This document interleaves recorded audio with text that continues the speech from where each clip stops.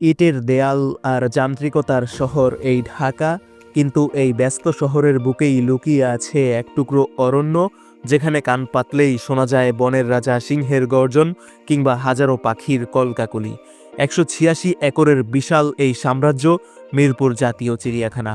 দেশের সবচেয়ে বড় এই পশু পাখির আবাসে আজ আপনাদেরকে নিয়ে যাব আমি, যেখানে দেশি বিদেশি কয়েক হাজার বন্যপ্রাণের গল্প জমা হয়ে আছে বছরের পর বছর ধরে। ডিসেম্বরের এই তীব্র শীতের মধ্যেই আমরা দেখব এখানকার আসল সৌন্দর্য, জানব বাঘ সিংহের অজানা কথা, দেখব বিরল সব প্রজাতির পশু পাখি, আর খুঁজে নেব এই কংক্রিটের জঙ্গলের মাঝে একটু শান্তির পরশ। পুরো চিড়িয়াখানা আজ আমরা ঘুরে দেখব একসাথে, তাই ভিডিওটি না টেনে শেষ পর্যন্ত দেখুন, কারণ আজকের এই জার্নিতে আপনাদের জন্য থাকছে দারুণ সব সারপ্রাইজ। তো সবসময়ের মতোই আমি নাসিম হোসাইন আছি আপনাদের সঙ্গে। চলুন শুরু করা যাক আজকের এই রোমাঞ্চকর এক যাত্রা।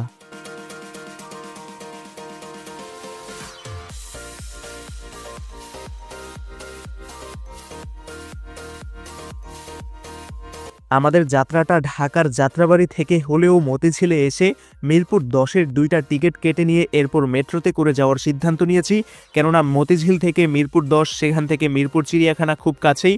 ইজিলি মেট্রোর ভিড়ভাট্টা ঠেলে আমরা এগিয়ে চলছিলাম মিরপুর 10-এর দিকটাতে।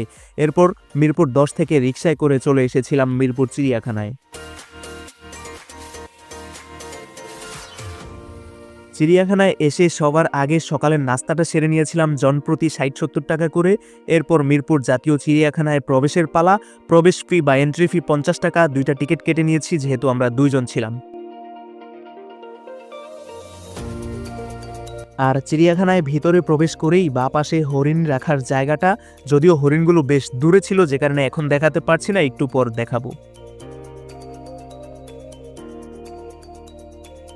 Hello viewers, welcome to vlog the wanderer. This is Nasim Hossain.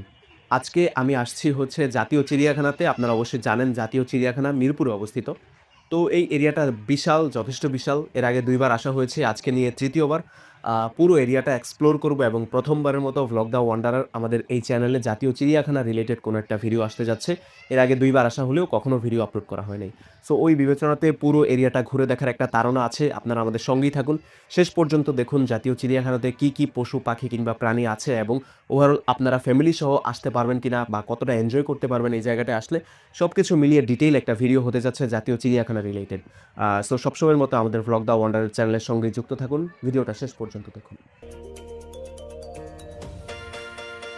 চিড়িয়াখানায় প্রবেশের পর এই রাস্তাটা ধরে সামনে এগিয়ে গেলে মিরপুর জাতীয় চিড়িয়াখানার বিস্তারিত একটা ম্যাপ পাওয়া যায়। আর এই ম্যাপটা দেখেই আপনি ইজিলি কোথায় কোন লোকেশনে কোন প্রাণী আছে সেটা ইজিলি দেখতে পারবেন এবং একটা একটা করে প্রাণীও দেখতে পারবেন। এই যেমন এখন আমরা বানরের খাঁচার সামনে চলে এসেছি, এর পাশেই রয়েছে ফ্যালিকন, গ্রেটার ফ্ল্যামিঙ্গো সহ বেশ কিছু পাখির খাঁচা। অনেকগুলো পাখি ছিল আর খাঁচাটাও বিশাল ছিল। ভিডিও করছিলাম, আপনাদেরকে দেখানোর চেষ্টা করছিলাম, যদিও আমি প্রথমবার দেখছি না এইসব পাখিগুলো, কারণ এর আগেও 2বার আমি মিরপুর জাতীয় চিড়িয়াখানাতে এসেছিলাম। তবে যতবারই দেখি একেবারে নতুনের মতোই লাগে বিষয়গুলো। সো আমরা এখন চিড়িয়াখানার ভিতরে আছি, পুরো ভিতরের চারপাশটা বা এরিয়াটা ঘোরাঘুরি করতেছি, আপনাদেরকেও দেখানোর চেষ্টা করতেছি। চিড়িয়াখানা এরিয়াটা যেহেতু পশু প্রাণী নির্ভর, সো এক্ষেত্রে অন্তত বাচ্চাদের ক্ষেত্রে জায়গাটা পারফেক্ট, এটা ইজিলি বলা যায়।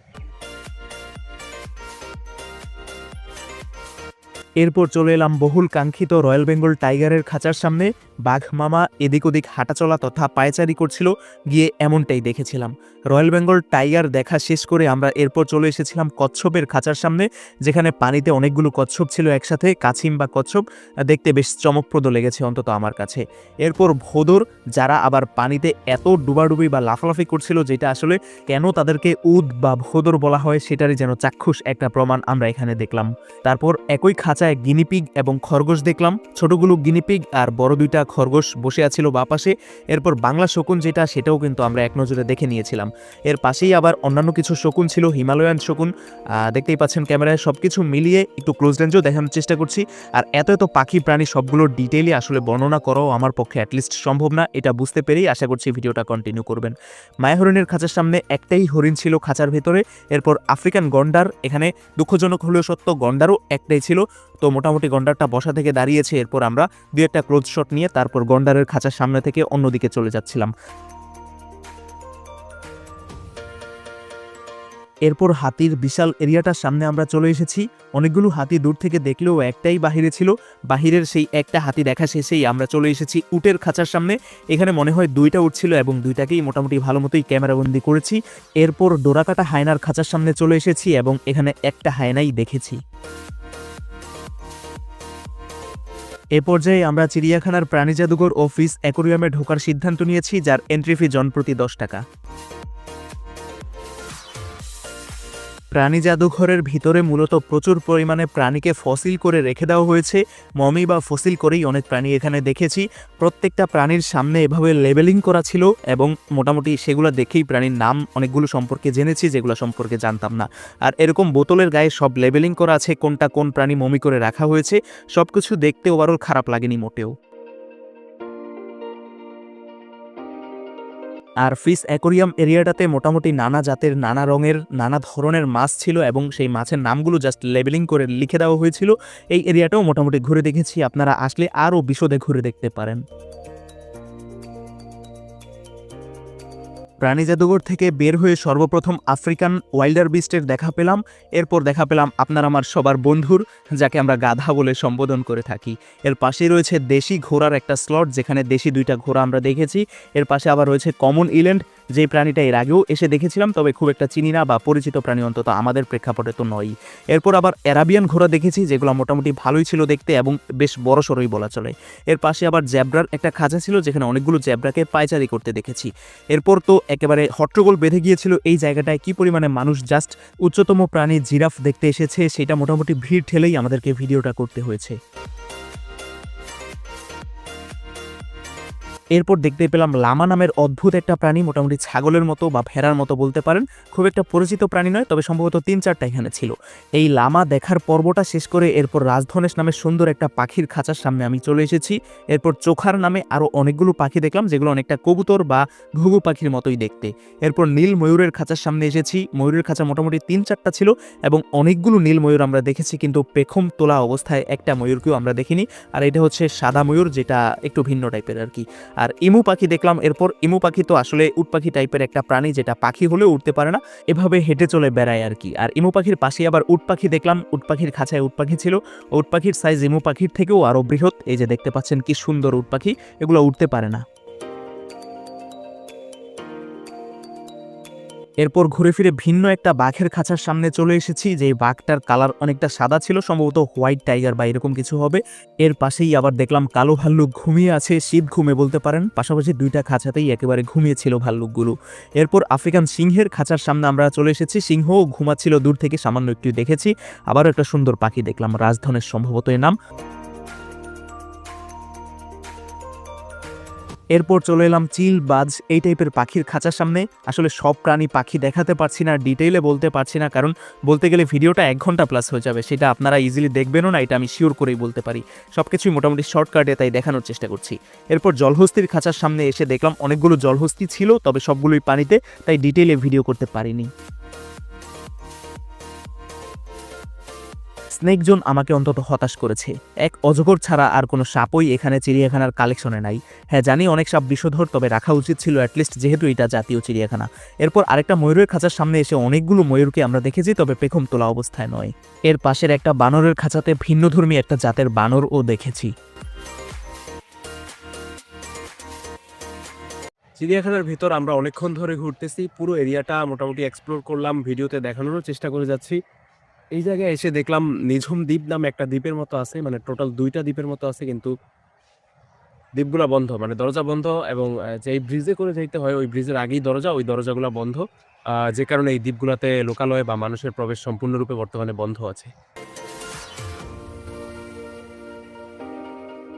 লেকের মাঝখানে 2-3টা দ্বীপের মতো থাকলেও এখানে আসলে কাউকে যেতে দেওয়া হয় না।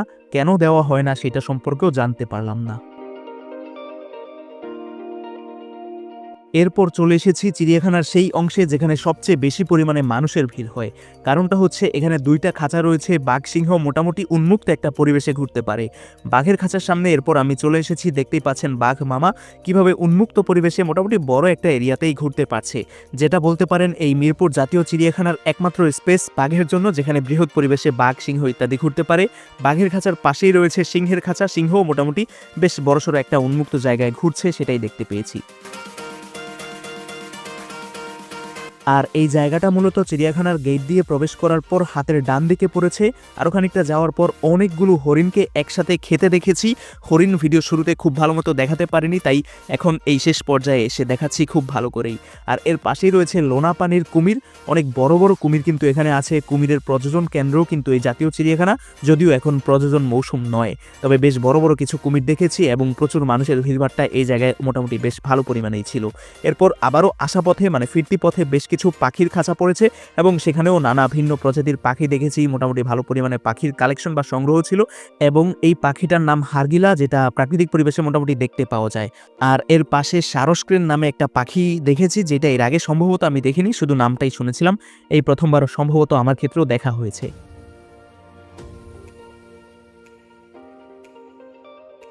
সো গাইস, পুরো চিড়িয়াখানা এরিয়াটা ঘুরে ফিরে আমরা দেখলাম, কভার করলাম এবং পুরো ভিডিও জুড়ে আপনাদেরকেও কিছুটা বা পুরোটাই দেখানোর চেষ্টা করলাম। চিড়িয়াখানায় বাচ্চা কাচ্চা নিয়ে আসলে সবচেয়ে ভালো মতো এনজয় করতে পারবেন। প্রাণীদের দেখলে বাচ্চারা আসলে উৎসাহিত হয়। পুরো চিড়িয়াখানা দেখে ঘুরে ফিরে ওভারঅল এটাই আমি বুঝলাম। সো আমার আমন্ত্রণ থাকবে, আপনারা অবশ্যই চিড়িয়াখানায় আসবেন এবং একই সঙ্গে এই জায়গাটা থেকে ঘুরে যাবেন, যেহেতু বাংলাদেশের জাতীয় চিড়িয়াখানা। সো আজকের মতো ভিডিওটা এখানেই শেষ করতেছি, দেখা হবে পরবর্তী কোনো ভিডিওতে। ধন্যবাদ সবাইকে।